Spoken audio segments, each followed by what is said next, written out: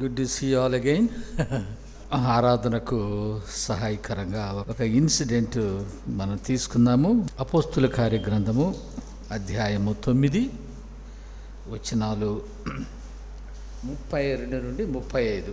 యూదయ, గలిలయ, సమరయ దేశములందంతటా సంఘము క్షేమాభివృద్ధి నొందుచు సమాధానము కలిగి ఉండెను.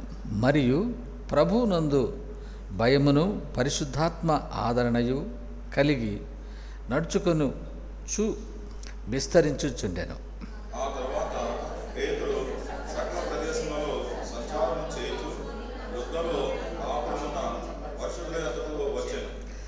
అక్కడ పక్షవాయువు కలిగి 8 ఏండ్ల నుండి మంచము పట్టి ఉండిన ఐనయ అని ఒక మనిషిని చూచి,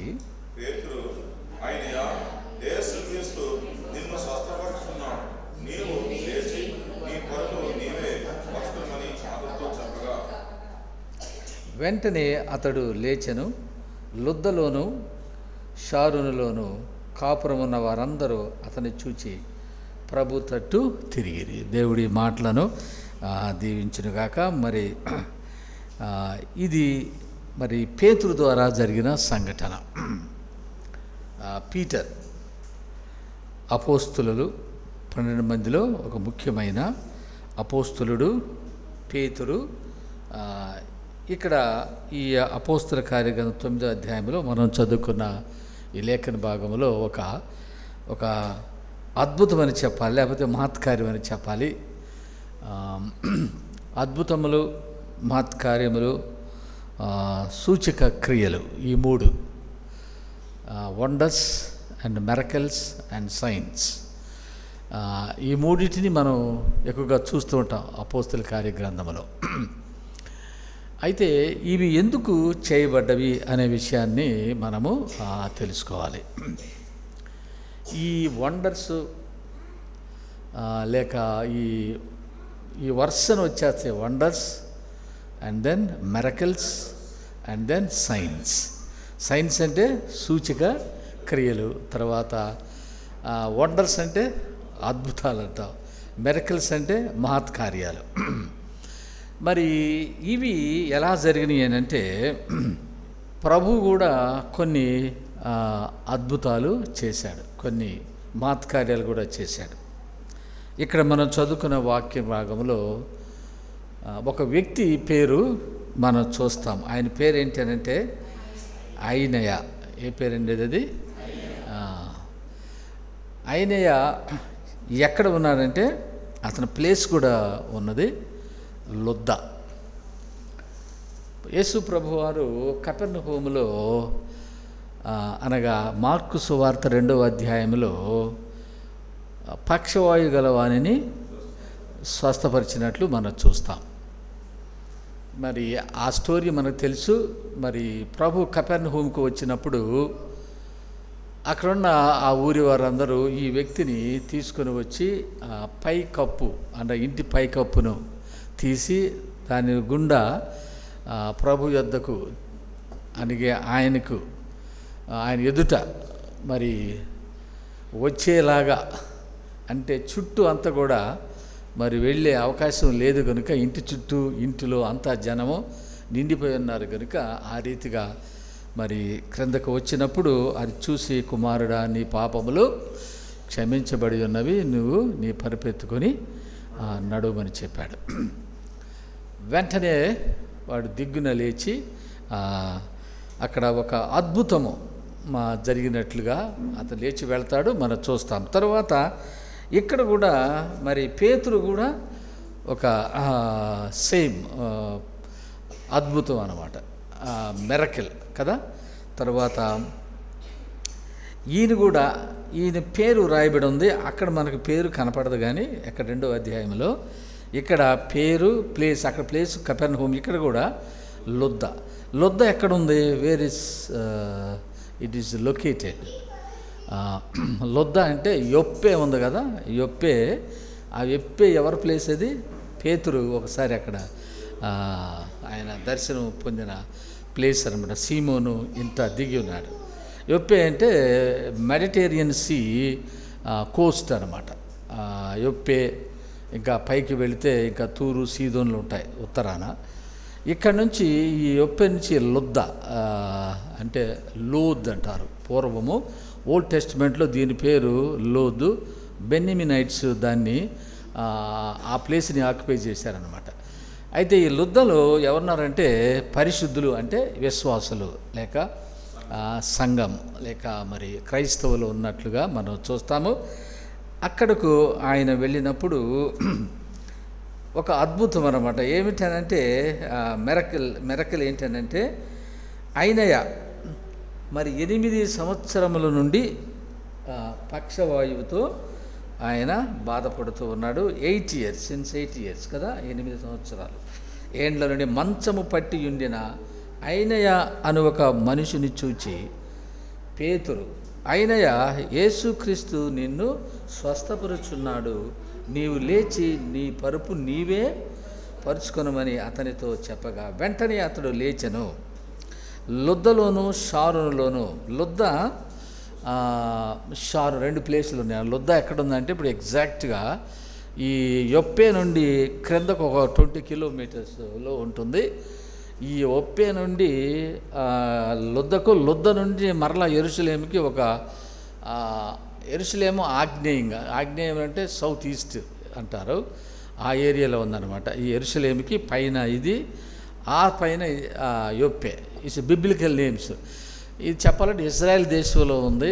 ఇజ్రాయెల్ దేశంలోనే ఎంత సెంట్రల్ డిస్ట్రిక్ట్లో ఉందన్నమాట. అక్కడ ఒక అద్భుతము జరిగింది. మరి ఎవరు చేశారు? చూడు, జనరల్గా మనం ఏమనుకుంటామనంటే జనరల్గా పేతురే బాగు చేశాడంట. కానీ పేతురు అలాగ అనలేదు. ఆయన ఏమన్నాడు అంటే, పేతురు అన్నయ్య యేసుక్రీస్తు నిన్ను ఎవరు స్వస్థపరుస్తున్నాడండి? యేసుక్రీస్తు వారు నిన్ను స్వస్థపరుస్తున్నాడు. ఇప్పుడు ఈ స్వస్థతలు అనేవి లేక ఈ మహత్కార్యాలు, ఈ అద్భుతాలు లేక ఈ సూచక్రియలు అనేవి రెగ్యులర్ కాదు. ఏం కాదండి. ఎందుకనంటే ఒకటి మనం ఆలోచన చేయాలి. ప్రభువు చేసిన అద్భుతాలు, సూచక క్రియలు, మహత్కార్యాలు ఉన్నాయి. అలాగే అపోస్తులు కూడా చేశారు. అయితే ఎందుకు చేయబడ్డవి? అద్భుతాలు, సూచక్రియలు ఇవన్నీ ఎందుకు చేయబడ్డాయి, ఎందుకు చేశారు? ఫస్ట్ ఏమిటంటే యేసు ప్రభువారు రక్షకుడు, ఆయన దేవుడు అని నిర్ధారణ చేయటానికి, రూఢిపరచటానికి, టు అథెంటికేట్. రెండవది ఏంటంటే వీళ్ళు చెప్పే సందేశం, message, gospel, Kingdom of God, అది దైవ సంబంధమైందని నిరూపించడానికి మాత్రమే ఆ అద్భుతాలు చేయబడ్డాయి. పేతురుకి ఏదో స్వస్థత వరం ఉందని చేయటం కాదు, అక్కడ పనిగట్టుకొని వెళ్ళటం కాదు అక్కడికి. మరి ఎలా జరిగినాయంటే వినండి, వాళ్ళు పరిచర్య అనగా సువార్తను ప్రకటన చేసే కార్యక్రమంలో వాళ్ళు వెడుతున్నప్పుడు ఎవరైనా ఎలాంటి వారు ఎదురుపడితే స్వస్థత అనేది ప్రభువును బట్టి చేసి వాళ్ళు ముందుకు సాగారే కానీ అదే పనిగా వాళ్ళు స్వస్థత కోసం ముందుకు వెళ్ళినట్లుగా మనం చూడము.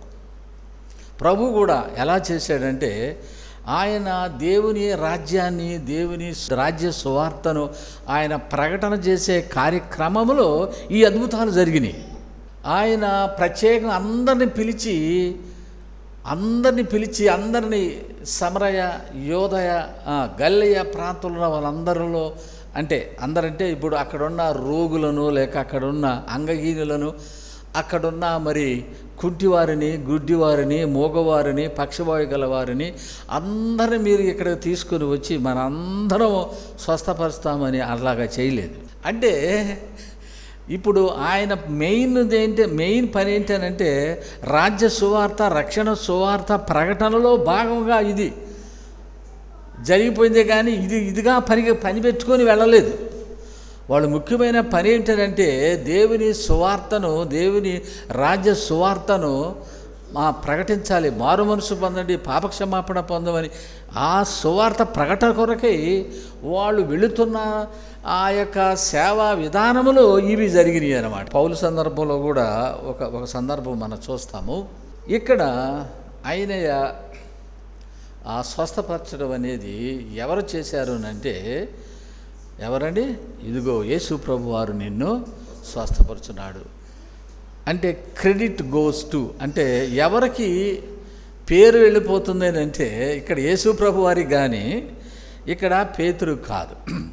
అయితే ఈ యొక్క స్వస్థతమని ఏదమనివ్వండి, అందరినీ యేసు ప్రభు వారు బాగు చేయలేదు. కానీ అంటే బాగు చేయలేడా కాదు, అక్కడ ఆయన బాగు చేయలేదు అంతే. ఆయన బాగు చేయలేడా అన్న విషయం కాదు. ఇప్పుడు ఆ కోనేటు దరి అంట పడి ఉన్నవాడు 38 సంవత్సరాల నుంచి పడిపోయిన వాడిని ప్రభు వచ్చి స్వస్థపరిచాడు. ఇంకా ఆ యొక్క మంటపాల్లో ఎంతోమంది ఇంకా ఉన్నారు రోగులు. మరి వాళ్ళందరిని బాగు చేశాడా? బాగు చేయలేడా ఏంటి? మరి ఎందుకు? ఇప్పుడు ఆయన ఉద్దేశం అది కాదు. అందువలన ఆయన వచ్చిన ప్లేస్కి ఎక్కువ మంది రోగులు వచ్చేవాళ్ళు ఈయన వాక్యం చెప్పలేకుండా అడ్డుకునేవాళ్ళు. వాళ్ళు ఎక్కువ మంది రావటం వలన ఈయన దేవుని రాజ్యాన్ని గురించి, రక్షణ మార్గం గురించి చెప్పటానికి అవకాశం ఉండేది కాదనమాట. దీన్ని బట్టి మనం తెలుసుకోవాల్సిన విషయం ఏమిటనంటే, దేవుడు స్వస్థపరుస్తాడు, నో డౌట్. నీ విశ్వాసమే నిన్ను స్వస్థపరుస్తుంది అన్నమాట. అయితే ఒక వ్యక్తిని దానికి తీసుకోవటం అనేది, ఇప్పుడు నా దగ్గర స్వస్థత వరం ఉంది, నేను చేయబెట్టి ప్రార్థన చేస్తే బాగుపడతారు, అట్లాగేమీ లేదు. కానీ దేవుడు బాగు చేస్తాడు అంతే. నువ్వేంటంటే నువ్వు సందేశాన్ని అందించడం వరకే. మనందరం కూడాను రాజ్య సువార్తను అందించడానికి ఉన్నాము. పరిగెట్టుకొని మీరు అందరినీ స్వస్థత వరం అంటే మాకు స్వస్థతలో జరుగుతున్నాయి రండి, కొబ్బరి సీసాలు తీసుకొని రండి. పేతురు వచ్చినప్పుడేమో పేతురు నీడ తాగితే బాగుపడతాం అనుకునేవాళ్ళు, ఒక సందర్భంలో జరిగింది. పౌలు వచ్చినప్పుడు హ్యాండ్ కర్చీఫ్లు, ఎఫ్రాన్స్, వాటిల్లో స్వస్థత లేదండి. మరి అప్పుడు జరిగినవి ఏంటంటే వాళ్ళు వ్యక్తిగతంగా దేవుడు అనగా యేసు ప్రభు వారు దేవుడు అనటానికి, నిరూపించబడటానికి, రూఢి చేయటానికి, అథెంటికేట్ చేయటానికి అద్భుతాలు జరిగినవి. అది మొదటి శతాబ్దంలో. అయితే ఒక వ్యక్తికి ఏమి ఇవ్వబడలేదు, వీళ్ళు హైజాక్ చేసేసారు దాన్ని. సువార్త చెప్పటం మానేసేసి రాజ్య సువార్త చెప్పటం కష్టం, ఇదైతే ఈజీగా ఉంటుంది. నా దగ్గర ఈ వరం ఉంది, మిమ్మల్ని నేను బాగు చేస్తాను అని చెప్పటం అనేది, నేను బాగు చేస్తాను అంటే క్రెడిట్ నీకెళ్ళిపోతుంది కానీ యేసు ప్రభు వారికి రావటం లేదు. అందులో ప్రభువు మరి సువార్త ప్రకటన చేయటం, దేవురాజు సువార్త ప్రకటన చేయటం ముఖ్యం కానీ బాగు చేయటం కాదు. బాగు అనేది ఆటోమేటిక్గా ఆ క్రమంలో అది జరిగిపోయినాయి. ఇవన్నీ వాటిని మనము తీసుకొని ఆ విధంగా స్వస్థపరచడం కాదు. కానీ ఇక్కడ ఆయనయ్య పక్షవాయువుతో పడి ఉన్నాడు 8 సంవత్సరాల నుండి. జనరల్గా ఇక పక్షవాయువు అంటే మరణానికి ముందు వచ్చేది. ఆల్మోస్ట్ ఇంకా మరి ఆ రోజులంతా వైద్యము అందుబాటులో లేకపోవచ్చు కానీ, అయితే ఆల్మోస్ట్ డెడ్ పర్సన్ అంటే అవయాలన్నీ ఉంటాయి కానీ ఈ కాంట్ మూవ్. చెయ్యి ఉంటుంది, ఈ కెనాట్ లిఫ్ట్. కాలు ఉంటుంది, ఈ కెనాట్ వాక్ కదా. అవయాలు ఉంటాయి కానీ అన్నీ కూడా చచ్చిన స్థితిలో ఉన్న వ్యక్తి అని మనం తెలుసుకోవచ్చు. అయితే ప్రభువు ఉన్న సందర్భంలో జరిగిన సంఘటన అలాంటిదే పేతురు కూడా చేయటం జరిగింది. ఇప్పుడు మనం అలాగే చేయాలా? పేతురు స్వస్థపరిచాడు కదా, నీకెందుకు స్వస్థత రాదు? మరి ఆయన బాగు చేశాడు కదా, నువ్వు కూడా బాగు చేయొచ్చా అనేది కరెక్ట్ ఇంటర్ప్రిటేషనా? కాదు. కాదు కాదు కాదు. ఇప్పుడు యేసు ప్రభువారు దేవుడని నిరూపించబడటానికి అద్భుతాలు చేసిన తర్వాత ప్రతిసారి దేవుడు అని నిరూపించడానికి అద్భుతాలు చేయబడాలా? ఇప్పుడు యేసు ప్రభువారు దేవుడు, ఓకే, అద్భుతం జరిగింది, నిరూపించబడింది, it is proved, is authenticated అంటే ఎవ్రీ టైం ప్రతిసారి నిరూపించాలా యేసు ప్రభు దేవుడని? ఒకసారి చేస్తే సరిపోద్దా? చూడండి, మన ప్రీచింగ్ ఎటు వెళ్ళిపోతున్నారంటే ప్రతిసారి మనము ఎంపసైజ్ చేస్తాం. ప్రతిసారి ఎంపసైజ్ చేయకూడదు. ఎందుకంటే ఇక్కడ ఒక వ్యక్తిలో జరగవలసింది మార్పు అనేది దేవుని వాక్యం అనేది అతను మారుస్తుంది. ఈ శరీర బలహీనతలు అనేవి ఆటోమేటిక్గా విశ్వాసాన్ని బట్టి స్వస్థపడవచ్చు. ఇప్పుడు అందరూ కూడా అంటే వాళ్ళు ఏమనుకుంటారంటే ఓహో రోగుల కొరకే కావాలి యేసుప్రభువారు అనుకుంటారు. ఆ పిక్చర్ ఇవ్వకూడదు మనం. ఓహో అందరికీ అనారోగ్యం ఉన్న వాళ్ళందరికైనా యేసుప్రభు ప్రార్థనలా, అది కాదు. ఇక్కడ దేవుని సువార్త ప్రకటన, దేవుని నమ్ముకోవాలి, రక్షించబడాలి, అది ప్రజలకి అందవలసిన సందేశం అది. అంతేగాని ఈయన బాగు చేసేస్తాడు, యేసుప్రభువారు స్వస్థపరిచేస్తాడు అనే దాన్ని ఎక్కువగా తీసుకొని దీన్ని నెగ్లెక్ట్ చేసేసారు. అంటే సువార్త, రాజ్య సువార్త ప్రకటించడం. అద్భుతాలు జరుగుతాయి అప్పుడు నిరూపించబడటానికి. ఇంకా 2000 సంవత్సరాలు దాటిపోయినాక యేసు ప్రభు దేవుడని నిరూపించబడటానికి అద్భుతాలు చేయాలా?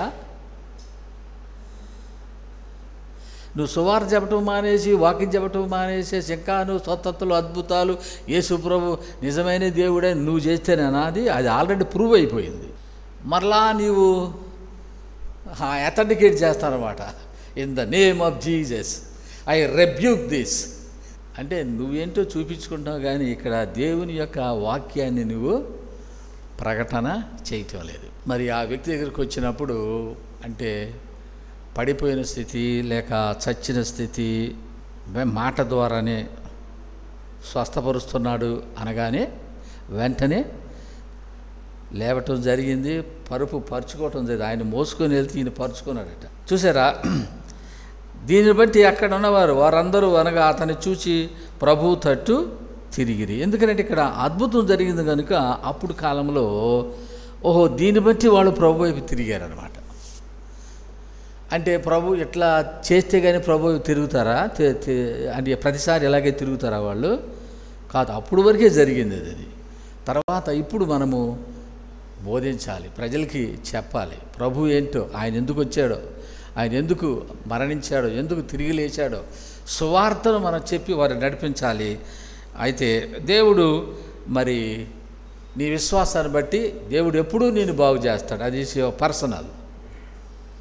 ఇక నేను తీసుకోకూడదు, ఆ క్రెడిట్ నేను తీసుకోకూడదు, నా దగ్గర లేదు. అది నా దగ్గర ఉన్నదంతా ఏంటంటే దేవుని వాక్యాన్ని ప్రకటించటమే. అది మన సేవకులుగా మనం చేయవలసింది ఏంటంటే బాగా సిద్ధపడి దేవుని రాజ్య సువార్తను బలముగా ప్రకటించాలి.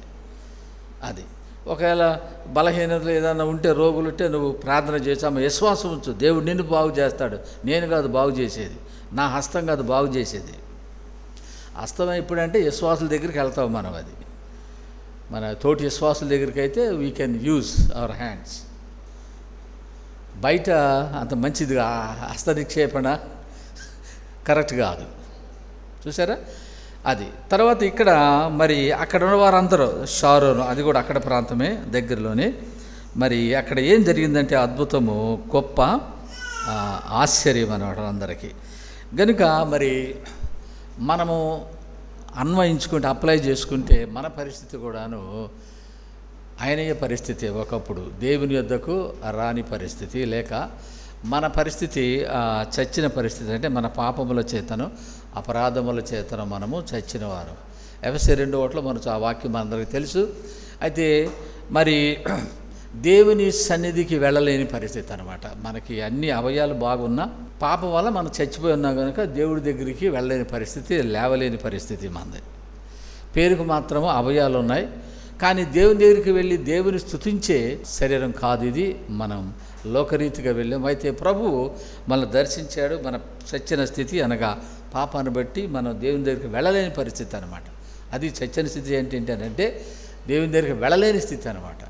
పక్షవాయువులో అక్కడే పడిపోయినట్లు మనం కూడా అలాగే ఉన్న పరిస్థితి. అయితే దేవుడు మనలను లేవనెత్తాడు. దేని నుండి అంటే పక్షవాయువు అనే ఈ పాపం నుండి. ఎందుకంటే బైబిల్లో ఉన్న ఈ రోగాలు అనగా పక్షవాయు, లేక కుంటితనము, లేక గుడ్డితనము, అలాగే మరి ఇంకా ఊచకాలు, తర్వాత ఇంకా ఇవన్నీ కూడా పాపానికి పోల్చబడ్డాయి అన్నమాట. అంటే పాపం అనే కుంటితనము, పాపం అనే గుడ్డితనము, పాపం అనే పక్షవాయువు, ఇట్లాగా పాపంతో అంటే పడిపోయిన పరిస్థితి, లేవలేని పరిస్థితి, ఇవి కూడా ఎవరు చేయగలరనంటే దేవుడే అనగా సృష్టికర్త మాత్రమే చేయగలడు. ఇది కూడా అంతే. ఇప్పుడు కుంటివారికి అంటే పుట్టుకతో వచ్చినది ఎవరైనా కాళ్ళు ఇవ్వగలరా? పుట్టుకతో వచ్చిన అంటే గుడ్డితనం ఎవరైనా కళ్ళు ఇవ్వగలరా? డాక్టర్ గారు ఇవ్వగలరా? ఎవరు ఇవ్వలేరు. సృష్టించిన వాడు, సృష్టికర్త అయిన యేసు ప్రభువే ఇవ్వగలడు, బాగు చేయగలడు అనమాట. మామూలు స్వస్థలు అంటే జ్వరం వచ్చిందండి, కడుపులు నొప్పండి, ఇవి సహజం. ఇవన్నీ మామూలు ట్యాబ్లెట్ వేసుకుని తగ్గిపోతాయి. ఒకవేళ నీ విశ్వాసం ఉంటే ప్రభు అని అంటే ఆయన కూడా బాగు చేస్తాడు. ఇంకా గొడవ లేదు. నువ్వు వీలైతే మందులు వాడుకో, లేదనుకుంటే కొంతమంది ఏమంటారంటే మందులు వాడితే అవిశ్వాసం అనే భావన కూడా ఉన్నది. అట్లాగేం లేదు. మరి కనిపెట్టింది ఎవరో? దేవుని బిడ్డలే. కనుక you have to use your medicine. ప్రార్థనే. హిజ్కియాకి ఆ జబ్బు ఉన్నది, బాగు చేయగలడా లేదా? దేవుడు బాగు చేయడు. కానీ ఏం చెప్పాడు? అంజూరపు ముద్ద రాసి. మరి అదెందుకు? మరి ఇది బాగు చేయొచ్చు కదా, మళ్ళీ అదెందుకు? దేవుడు మనల్ని బాగు చేస్తాడు. You can use a medicine. కొంతమంది ఏంటంటే ఆర్ లెస్ ఎడ్యుకేటెడ్ పీపుల్, ఎక్కువ మంది ఒకవేళ మన మెడిసిన్ వాడితే అవిశ్వాసం అని అనుకుంటారు. లేదు, దేవుడు మనకు అది ఇచ్చాడు.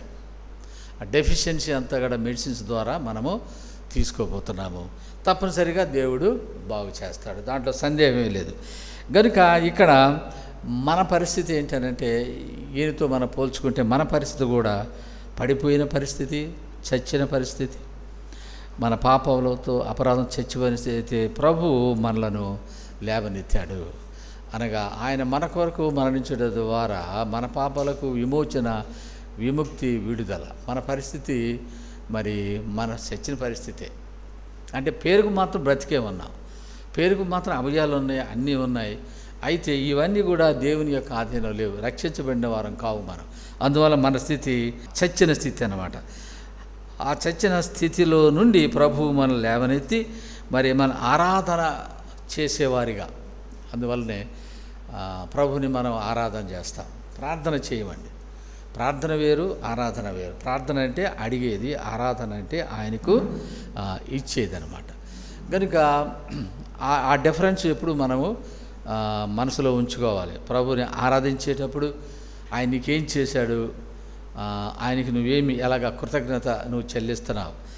ప్రభు నేను స్వస్థపరచడం అంటే పాపం అనే ఈ యొక్క భయంకరమైన వ్యాధి నుంచి దేవుడు నిన్ను స్వస్థపరిచాడు. ఈ లోకంలో మరి ఎన్ని వ్యాధులు ఉన్నాయి, డాక్టర్లు నయం చేయలేని వ్యాధులు కూడా ఉన్నాయి. అట్లాగా వచ్చేసినాయి అన్నమాట. ఎందుకంటే దానికి కారణము పాపం. అసలైన రోగము పోవాలి. అది అసలైన రోగం ఏంటంటే వీటన్నిటి మోస్ట్ డేంజరస్ డిసీజ్ ఏంటంటే సిన్. రోగాలు ఈ లోకంలోని ఎయిడ్స్, అది పెద్ద జబ్బు, లేకపోతే కరోనా, వీటన్నిటికంటే మోస్ట్ డేంజరస్ డిసీజ్ సిన్, పాపం. మరి మరణం దానివల్ల కదా వచ్చింది. పాపంలో జీతము మరణము. ఎక్కడ ప్రారంభమైంది? ఏదైనా వనములో ప్రారంభమైంది. అది కంటిన్యూ అవుతుంది అన్నమాట. దాని నుంచి మనకి విడుదల. అందువలన మరి వ్యక్తులు పాపము నుండి విడుదల. అందుకనే ప్రభు ఆయన ఏం చెప్పాడు?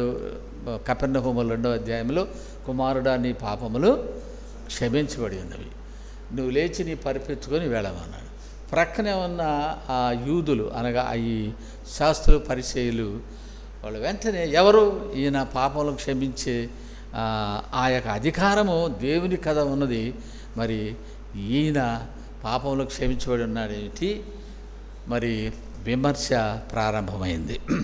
అప్పుడు ప్రభు చెప్పాడు, ఏది సులభము? పాపములు క్షమించబడిన చెప్పుడా సులభమా, లేక నువ్వు లేచి నీ పరిపెత్తుకొని వెళ్ళమనటము సులభమా? ఏది సులభం? డాక్టర్ గారు నీ రోగం చేసి నీ పాపాలను క్షమించడు కదా. ఇప్పుడు మనకి వెళ్ళామనుకోండి, నీకు మందు ఇచ్చి ఇంజెక్షన్ చేసి చక్కగా నీకు ట్రీట్మెంట్ చేస్తాడు, అంతవరకే. కానీ నువ్వు చేసిన పాపాలకి ఆయనకి సంబంధం లేదు. నువ్వు ఏదో చేసి అక్కడికి వెళ్తే ఆ ట్రీట్మెంట్ నేను బాగు చేస్తాడు, చేసినందుకు డబ్బులు తీసుకుంటాడు. డాక్టర్ గారికి నీ పాపానికి డాక్టర్కి సంబంధం లేదు, ఆయన క్షమించడు, నీ పాపాలు క్షమించేవాడు. మరి ఏది అది సులభమే, ఏది మందులు ఇచ్చి రాయటం సులభమే, మరి నీ పాపాలు క్షమించడం కష్టం కదా. కనుక ఏది సులభమో వాళ్ళు ఎలాగ ఆలోచన చేస్తున్నారంటే ఎట్లాగా ఆయన పాపాలు క్షమించగలడు అంటే ప్రభు చెప్పాడు, మనిషి కుమారునికి భూమి మీద అధికారం ఇవ్వబడింది. ఏ అధికారము? పాపములు క్షమించబడే అధికారం. కనుక ఒక వ్యక్తికి పోవలసింది పాపమా రోగమా? రూట్ పోవాలి. ఇప్పుడు ఆ రూట్ ఏమంటే అది సిన్ అనమాట. సో అది టార్గెట్ చేసి అది ప్రభు చెప్తున్నాడు, పాపములు క్షమించబడాలి. అప్పుడు పాపములు క్షమించబడటం వలన రోగం పోయిందా? రోగం పోవటం వలన పాపాలు క్షమించబడ్డాయా? ఏది వలన జరిగింది అంటే ఇప్పుడు తను శుద్ధుడయ్యాడు అని అంటే పాపములు క్షమించబడటం వలన శుద్ధుడయ్యాడా? శుద్ధుడవటం వలన పాపాలు క్షమించబడ్డాయా? అసలు ఫస్ట్ పాపాలు రూట్, అది కాజ్ ఎక్కడ ఉంది? ఆ రూటు అక్కడ. అందుకనే పాపములు క్షమించబడి మనిషికి మనకు అధికారం కలదు. పాపాలు క్షమించబడ్డాయి కనుక ఆటోమేటిక్గా పరిపెత్తుకొని నడిచేసాడు అనమాట. అది ప్రూఫ్ ఏంటి? ఇది నడవటానికి ప్రూఫ్ ఏంటంటే పాపాలు, అదనమాట. పాపాలు క్షమించబడి నడుస్తున్నాడు, నడిచేడు కనుక అతని పాపాలు క్షమించబడటం కాదు. అసలు విషయాన్ని మనము చెప్పకుండా, అంటే తనకి పాపాలు క్షమించబడాలి. ఎందుకనంటే రూట్ కాజ్ సిన్, దానివల్లనే పాపాలు. అందుకనే ప్రభువుని అడిగారు, ప్రభా వీడి గుడ్డివాడుగా పుట్టుటకు ఎవరు పాపం చేశారు? తల్లిదండ్రులా? వీడా? వాళ్ళు మర్యాద లేకుండా మాట్లాడుతున్నారు. ఇదిగో వీడు పాపం చేశాడా? వాళ్ళ తల్లిదండ్రులు పాపం చేశారా? చెప్పండి, ఇప్పుడు మీరు ఎవరు చేశారు? వీడి పాపం చేయటం వల్ల గుడ్డివాడుగా పుట్టాడా? పోనీ తల్లిదండ్రులు పాపం చేయటం గుడ్డివాడుగా పుట్టాడా? Whose fault is this? ప్రభు ఏం చెప్పాడమ్మా అక్కడ? వీడు కానీ వీడి తల్లిదండ్రులు కానీ పాపం చేయలేదు. మరి ఏంటి పాపం? మరి ఎవరు చేశారు? దేవుడు మహిమపరచబడటానికే ఇతను గుడ్డివాడుగా పుట్టాడు. ఎందుకనంటే ప్రభువు పాజిటివ్గా మాట్లాడుతున్నాడు, వెరీ పాజిటివ్. వీళ్ళే మాట్లాడుతున్నారంటే చదువు మేము బాగానే చూస్తున్నాం కదా, వీడి ఎలా చోట్ల కళ్ళు ఎందుకు పోయినాయి? పాపం చేశాడా? లేకపోతే వాళ్ళ తల్లిదండ్రులు పాపం చేశారా? మేము వీఆర్ ఓకే, వీఆర్ ఫైన్, మేమేదో నీతిమంతులు అయితే మా కళ్ళు ఏదో కనపడుతున్నట్లుగా, వాడైతే ఏదో పాపం చేశాడు అంటే ప్రభు ఏం చెప్పాడు? వీడు కానీ తల్లిదండ్రులు కానీ పాపం చేయలేదు, కానీ దేవుని ప్రత్యక్షపరచడానికి వాళ్ళేం అర్థం చేసుకోవాలంటే మీరు చెప్పినట్టు అసలు రూట్ కాజ్ ఎక్కడ రాంగ్ స్టెప్ పడిందంటే ఆదాము దగ్గరే పడింది అనమాట. అది అక్కడ పొరపాటు జరిగిందనమాట. ఆ పొరపాటు వల్లనే ఇన్ఫార్మిటీస్ అనగా కుంటివాడుగా, గుడ్డివాడుగా, ఊచకాలు చేతులు, అంగహీనులుగా పుట్టడానికి కారణము అసలు అక్కడ పాపం ఎంటర్ అయిందనమాట.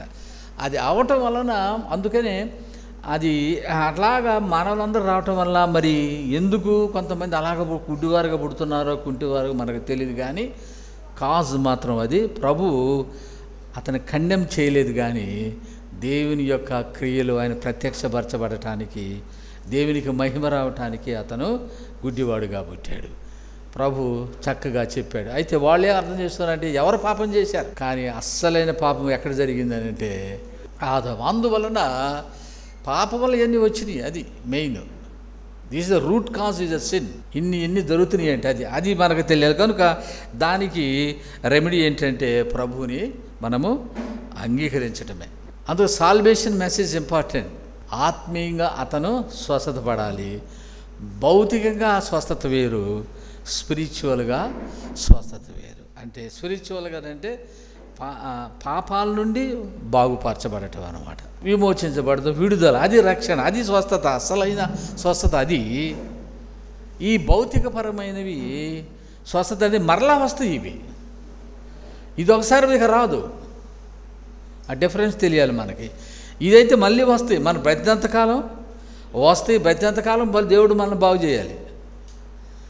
ఇది వన్స్ ఫర్ ఆల్. అందువలన రిజల్ట్ ఏది అంటే, నువ్వు స్పిరిచువల్గా నువ్వు బాగుపడితే, పాప నుంచి విడుదల పొందితే, శరీర రీతి కూడా నీవు విడుదల పొందుతావు. ఒకవేళ ఇక మనము శరీర రీతిగా ఈ లోకంలో జీవించినంత కాలం మనకి ఈ తప్పవు. ఎందుకంటే this world belongs to devil, corrupted everywhere. అందువల్ల మనకి చాలా జాగ్రత్త ఉండకపోతే ఫిజికల్గా ఇన్ఫర్మేటివ్స్ లేక విశ్వాసాలైనా అవిశ్వాసాలు వాళ్ళకి వస్తే మనకి వస్తాయి, వాళ్ళకి ఎక్కువ వస్తే మనం తక్కువ వస్తాయి, వస్తాం అనడం గ్యారంటీ. కానీ దేవుడు మనను బాగు చేస్తాడు, స్వస్థపరుస్తాడు. కనుక స్పిరిచువల్గా మనము స్వస్థపరచబడటం అంటే మన పాపాలు క్షమించబడటం అన్నమాట. అదే భౌతికంగా స్వస్థపరచబడటం అంటే ఆ టెంపరీగా రోగం పోవటం అన్నమాట. చాలామంది అట్లాగా వచ్చేసి అలాగే వెళ్ళిపోతారు. ఒక స్త్రీ మరి 12 సంవత్సరాల నుంచి ఆ వ్యాధులు ఉన్న, రక్తస్రావంతో ఉన్న స్త్రీ, ప్రభు వస్త్రాన్ని నేను ముట్టుకుంటే నేను బాగుపడతాను అని విశ్వాసంతో వచ్చింది. కానీ ఎవరికి కంటబడకుండా, అంటే తను అనుకుంటుంది అలాగా, ఎవరికి తెలియకుండా నేను వస్త్రాన్ని పట్టుకొని నేను బాగుపడి వెళ్తాను, అది వస్త్రపు చెంగు ముట్టుకుంటే చాలు నేను బాగుపడతాను, గొప్ప విశ్వాసం ఉన్నది. కానీ ముట్టుకున్నది స్వస్థపరచబడింది, వెనక్కి వెళ్ళిపోతుంది. అప్పుడు ప్రభు అమ్మ పిలిచాడు. కారణం, ఆమె అంతవరకే లిమిట్ చేసుకుంది, బాగుపడే చాలు అనుకుంది, వెళ్ళిపోయింది. కానీ ప్రభు ఆపి, ఇంతవరకైనా నీవు వచ్చింది ఓన్లీ భౌతికముగా, ఓన్లీ ఫిజికల్గా నీవు బాగుపడటమా, లేకపోతే రిలేషన్షిప్ విత్ మీ స్పిరిచువల్గా బాగుపడటమా? ప్రజలకి ఏం కావాలి అంటే భౌతిక పరంగా ఉండాలి, అంటే ఏమంటారు, హెల్త్ అంటారు, ఆరోగ్యం బాగుండాలంటారు. మరి వాట్ అబౌట్ యువర్ స్పిరిట్, నీ ఆత్మీయ జీవితము.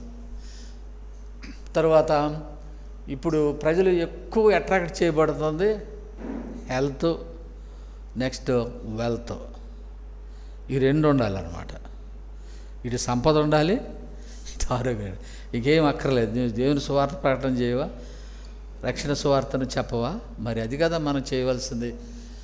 అందువలన మనకి స్వస్థత అనేది స్పిరిచువల్. అది ఫిజికల్గానే మామూలే, అవి ఎప్పుడు వస్తూనే ఉంటాయి, అవి పోతూనే ఉంటాయి.